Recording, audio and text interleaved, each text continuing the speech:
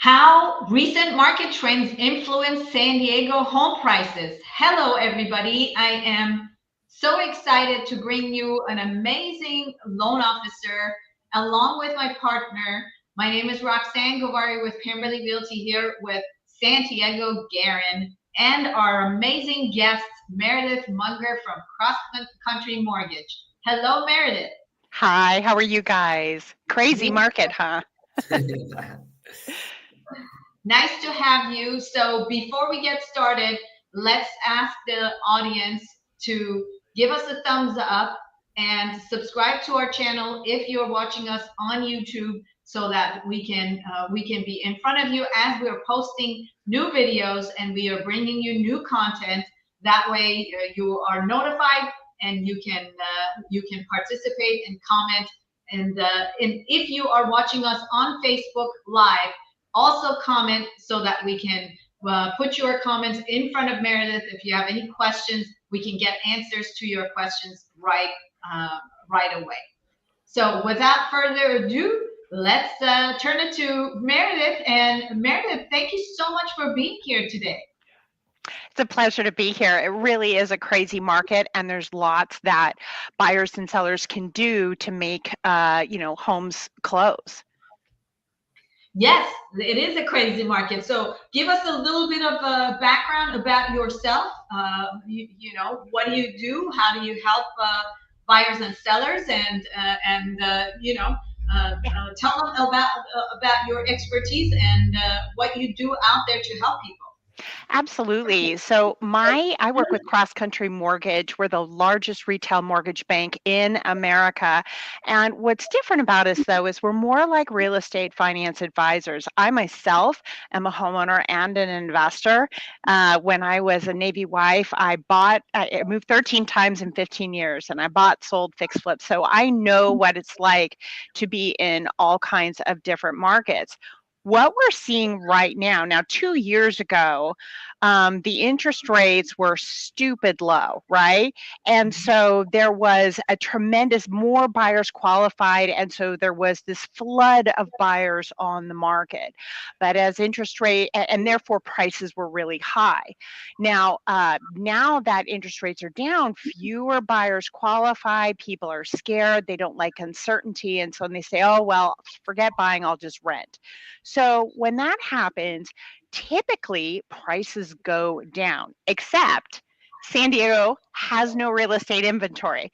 So I don't care what market it is, this is the lowest price you're ever going to get in San Diego, right? Buyers need to stick it through. But there are things you can do as a seller to beat out other properties as buyers, come to you and look at you as options. Number one, buyers are really struggling with that monthly payment. As of today, if you buy a home, the interest rate is 6.77%. That's double the rate that was just 2 years ago, if not higher. And so there's a trick we use called a 2-1 buy down. And what happens is the seller offers, often in the listing, to give a seller credit typically for about $15,000 to $20,000. And you might increase your property price, your asking price, by that 15 to 20,000 in order to give this 15 to 20,000 back in a seller credit for a 2-1 buy down. Buyers then take that seller credit and use it to buy down the interest rate 2% for the first year and 1% for the second year. That's why they call it a 2-1 buy down. It's not buying a discount on all 30 years. It's just the first 2 years. And that gets us through some time whereby interest rates will normalize. And at that point, we can refinance that loan back to where we think rates will be at about 4.5 to 5%. That's the most important trick. What if interest rates don't go down in those 2 years? Then what happens? Then yes, they are at the 6.77%, but we still have to qualify them on that, and we cannot violate debt to income ratios on that. So we know they can still afford the payment. They might not like it, but they can afford to. And frankly, cost of living goes up every year by 2 or 3%, and inflationary times, their job, salary might increase by that same amount. So maybe by then they're earning a little more income to make that work for them. Okay, so that's how you adjust it down the line. Yes, it's basically a math trick to get them through these temporary years of inflation and get your house sold at the right price, rather than reducing the price because maybe they can't quite afford to buy that type of house, or they're not comfortable with the payment. Let me ask you, because I thought when these buy downs came about, wasn't there a 3-2-1 buy down? Yes, there's a 1-1 buy down, a 3-2-1 buy down, a couple different variations, but all of them are designed to get through this inflationary process, knowing you're going to refinance on the backside. So everybody can win. You can get your house sold without reducing your price, and the buyer benefits by a temporary rate buy down. Okay, so the 3-2-1 also still is around. Yep. It's just that the 2-1 buy down is more popular. Yes, correct. So it's whatever variation they want, but it's the same concept. They're going to ask you for a specific amount. By that way, that seller credit is doing exactly that. It's prepaying the interest for that 1, 2, or 3 years. So like a 1-1 buy down, that cost might be $7,000 instead of $15,000, but it's prepaying the interest over the next 1 to 2 years, not 30 years. Got it. Okay, so how are the interest rates looking right now? What do you see down the line by summer? What do you see towards the end of the year? What's your prediction? Yeah, what we're seeing is, the mortgage market is very contrarian. When stocks are really good, mortgage rates are not that good. When there's lots of uncertainty, mortgage rates go lower. So even though our neighbors hate us, we're excited about this uncertainty. It's driving interest rates down. We've been watching rates go down over the last couple of days. The real question is how, not to be political, but the economy and money is like grass. Grass loves water, but when you flood grass with too much water, in this case, too much cash in the economy, it starts to drown. And so they're trying the number one source of water right now is government spending. And this is mostly stuff left over from COVID. A lot of the spigots have been on since COVID, and it's been 4 years. It's time to, cut off COVID spending. So that's the vast majority of what they're doing, regardless of media coverage. And the faster they do that, the faster interest rates will go down. Right now, economists are predicting that mortgage rates will hit about 6% by the end of this year, but ultimately they'll settle back in at about 4.5 or 5% by 2026. Okay. Let's talk about interest rates versus home prices. Right. I'm always thinking, okay, yes, we do want interest rates to be lower, but lower interest rates will, I'm always worried that lower interest rates will translate into higher home prices, because as interest rates go down, demand for housing will go up, and that will push up the prices. And we're all kind of hoping that nobody wants, nobody wants a real estate free fall, but everybody wants the real estate to be more affordable. Right. And our issue right now is actually, I was reading and listening to some other real estate professionals, and I tend to agree with them that we don't have an inventory problem. We have an affordability problem. Mm-hmm. That's where we need to really help folks get in. It's the affordability that creates this issue of housing that we have. Yeah, Any very ideas true. around that? Yeah, so the only way from an economics perspective, the only way, it's a classic supply and demand question. If you have a limited amount of product, in this case houses, and you have heavy demand for houses, the price is going to go up. But if you add more product to the market, prices tend to be more affordable. And of course, San Diego is one of, hands down, the most unaffordable housing markets in the world. We're a higher cost than Paris, France, which is pretty crazy. So, and I see this as a general, there's a lot of discussion as to how much more housing we want or need or whatever. I view this as not a political issue, but a generational issue.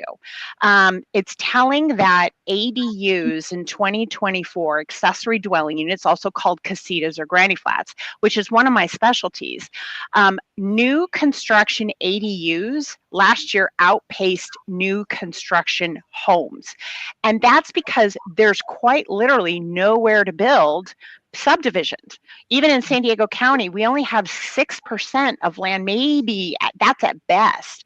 So there's really no place to build except in people's backyards. And ultimately, we know that 50 to 75% of ADUs are sold off in other states as starter homes. Now, who would want ADUs? Let me go back to the generational housing. We built housing predominantly for baby boomers, which was a massive, massive generation. Then my generation, our generation, Gen X, came along, and we are quite literally half the size of the baby boom population. But then the millennials came along, and they are bigger than the baby boomers, and a massive generation. And Gen Z is even bigger. So the oldest millennial is now 45. They have high school age kids. The oldest Gen Zillennial is 28. So you've got a second generation growing up and having kids, and they want the American dream. So if you're wondering who's demanding more housing, it's the millennials and Gen Z. That's what the pressure is. So as we build more housing, and particularly ADUs, which can be up to 3 bedrooms, 2 stories, just like a regular house, you're going to see the prices go up. They won't go down, but they'll be much more mitigated. It won't go up as quickly. So, question for you. I came across this scenario just recently, and since you are, one of your expertise is in ADUs, I've come across a potential client. They have built an ADU in their backyard, and now they're at a point where they want to split off that ADU and sell that ADU in order to basically come up with cash. And what are the rules if you're aware of those? And is that something that can be done in the city of San Diego? Yes, that is a very exciting new trend. It's already been happening for years in Seattle, Oregon, Texas, and so on. We know that 50 to 75% of ADUs end up being sold off as a condo or a house. Right now, you can, 2 ways to do it. You can physically split the lot with the permit office and create 2 parcels and sell off that second parcel if the ADU is detached. However, City of San Diego is getting ready to adopt a piece of legislation called AB 1033, which would allow you to create what's called a cloud condominium and sell off the additional ADUs as condos. By state law, an owner-occupied property can have up to 4 units on a single-family zone property. You have the primary home. You can add a second home, minimum size 800 square feet. It's called an SB9 unit after that legislation. A junior ADU, which is no more than 500 square feet, typically a garage conversion or a large room conversion, and then a detached ADU. That can be no larger than 1,200 square feet, but I often see a 3-bedroom unit for that. And it can be 2-story. So these are really, the ADUs are really a classic starter home. And there's lots of fun ways to create those units, and you don't have to sell them to strangers. I have one woman, she has three best friends. She's retired and single, and so are her best friends, and they just retired. So she is building three cute little cottages in her backyard. And she's going to rent to her friends, and that's her extra retirement income. And her friends are selling their homes, and the sales proceeds are their nest egg for retirement. So everybody wins, and they call it a Golden Girls Village, where they will basically grow old together and enjoy each other's company.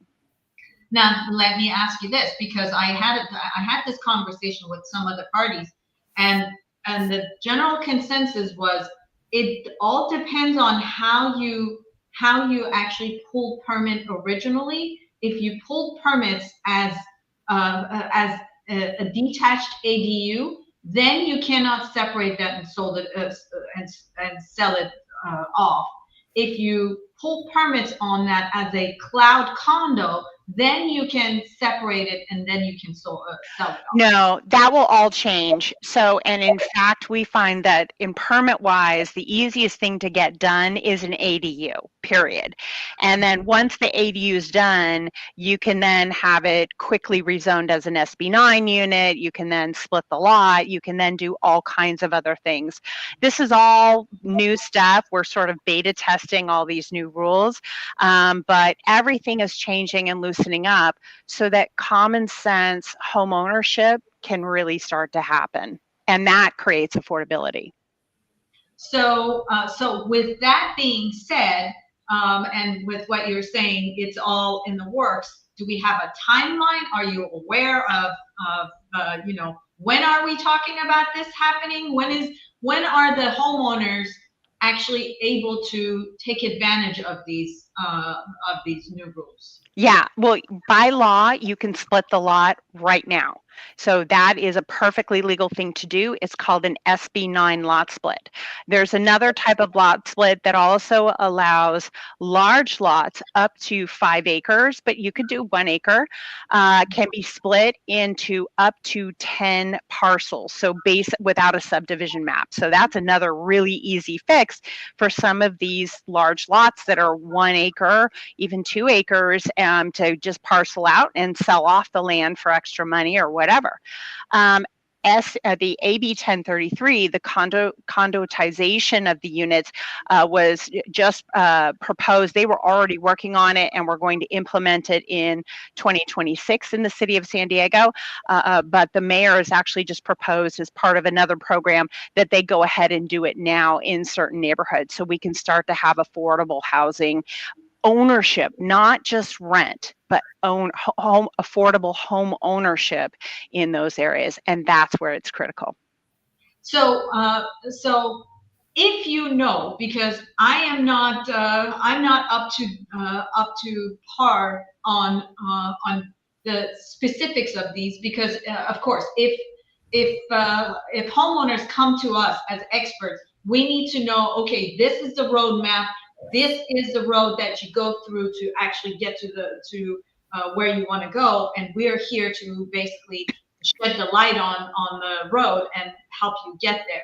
So let's say the scenario that I have with the potential clients that want to do this. Who is the next go-to person in that process for them to say, okay, I built my ADU, I have my final permits, everything is done, it's ready to go. Now from here, where do I go to actually get the lot separated so that I can then go ahead and legally sell off the ADU?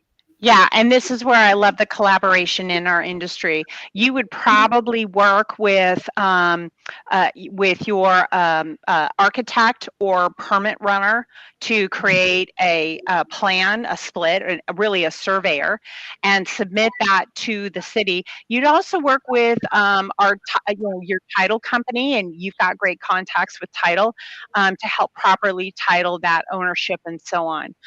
Those two things would be the next step. But a lot of times, even before you start work on designs, before you spend a dime of money, We often, you, I, the architect, the contractor, will literally get on a meeting like this and say, what do we want to do?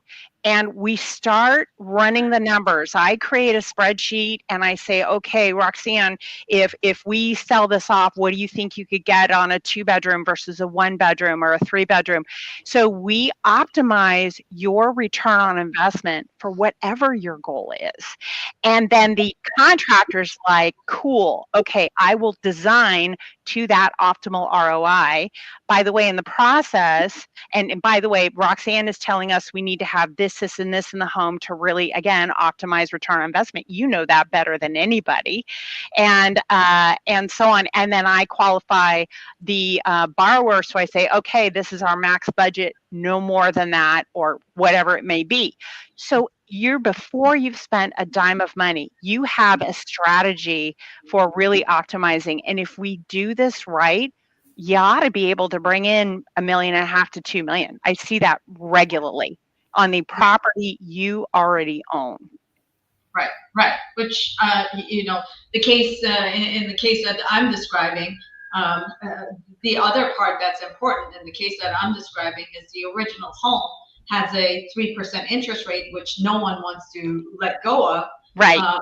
But they've been able to with that savings, they were able to build an ADU, and now if they can keep the 3% interest rate on their current home and sell off the ADU, then it's the best of both worlds. They're creating housing opportunities for others. They're creating affordability. They're creating inventory, and they're also making money, and everybody's happy. Absolutely. And that's not just for homeowners, home buyers, folks Santi's age, I help them house hack. This is house hacking on steroids, right? Yeah. I have a gal over in San Diego. She's 29 years old. I'm so proud of her, Lanaya. And she bought her first house with me at 25 in La Mesa. She rents out by the room, and she built an ADU. She's now cash flowing on that property, gross $12,400 per month, and she's paying about $4,300 a month on her mortgage, taxes, and insurance. We then took some cash out of that, went and bought a new property she just bought last January. She's converting, it has like 5 bedrooms, and she's converting to a basement and a detached garage. She expects to gross $10,000 a month, and she will live there for free. And she's asking me now when she can quit her job because she wants to go do this more. She's 29 years old. So this is very doable even for first-time home buyers. It's interesting that you say that, and on that note, because for me and for my goal is to make sure, because Santi has a twin brother, so the goal for us is to also make sure that we make them to be homeowners as early as we can. So right now we're actually working on a retirement account for them that will hopefully act as a down payment down the line once they start putting money into that account. But going back to my sister and I, when we bought, and we looked at a condo that was a 2-bedroom, 2-bath condo. And we were really in love with another one that was a 3-bedroom, 2-bath condo, a townhome. And at the time, we didn't qualify for the 3-bedroom, 2-bath. And at the time, we were novices and we didn't think about it. But now down the line that I'm thinking about it, I am thinking, well, maybe we could have basically added a roommate to that situation. Yes. And then qualified for more, and therefore be able to buy the townhome versus the condo, which would have been a better investment. If in today's day and age, let's say that Pedro and Santi want to do that, buy something together, want to buy a little bit more, are they able to add a roommate to that scenario so that they're able to basically qualify for more and buy something more expensive? Is that something that can be done? Yes, if you treat it as an ADU. And this is a second tactic for sellers. Particularly if you have an older house that frankly needs updating, because how old is the average house in San Diego? How old would you think? 1940. Yeah. Okay. So I know, and that sounds like yesterday because I'm older, but that's 60 years old, and home buyers don't really want that. So if you're a seller, if you're willing, you can keep your price, right? But if you would allow, if you've got repairs, allow homeowners an extra 10 days on the loan, and you can do something called a renovation purchase. That allows guys like Santi and Pedro to buy the house. They pay for the rehab as part of their mortgage. Seller doesn't have to do anything.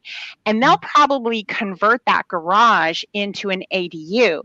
And we can qualify them based on future rental income. That's how Lanaya did it. And that's how house hacking works. But we need sellers to have an extra 10 days of patience so we can get the contractor bid done, because there's a lot of construction oversight. But it's an easy house hack that qualifies for more buyers, and sellers tend to get full price on those without having to fix a thing. All right, very good. Well, that is very, very exciting. Thank you so much for that information.